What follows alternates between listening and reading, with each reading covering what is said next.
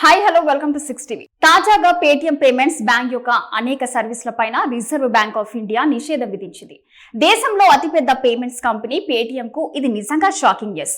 దేశంలో అత్యంత వేగంగా ఎదిగిన ఈ అతిపెద్ద భారతీయ పేమెంట్స్ కంపెనీ అలాంటి కంపెనీపై reserve bank of India regulatory rules ను సరిగ్గా పాటించని కారణంగా ఈ నిర్ణయం తీసుకున్నట్లు తెలిపింది.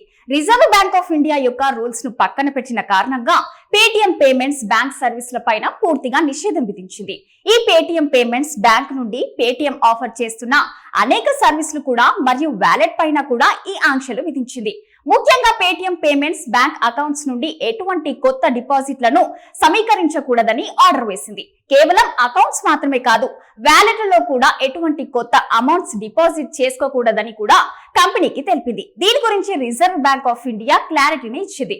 ఫిబ్రవరి 29 లోపుగా Paytm payments bank savings account, wallet, current account, FASTag మరియు నేషనల్ కామన్ మొబిలిటీ కార్డ్స్ తో సహా అన్నిటిలో ఉన్న ఫండ్స్ ను ఉపయోగించుకోవడం లేదా ట్రాన్స్ఫర్ చేసుకోవడానికి అవకాశం ఉంది.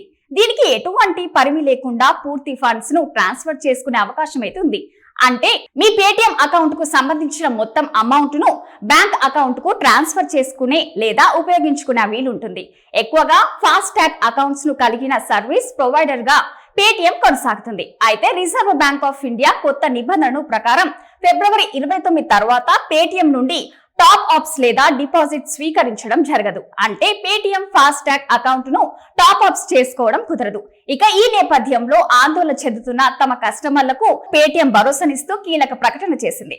ఫిబ్రవరి 29 తర్వాత కస్టమర్ల తమ అకౌంట్ లో వ్యాలెట్లలో డబ్బులు జమ చేసేందుకు అనుమతి ఉండదని పేర్కొంది.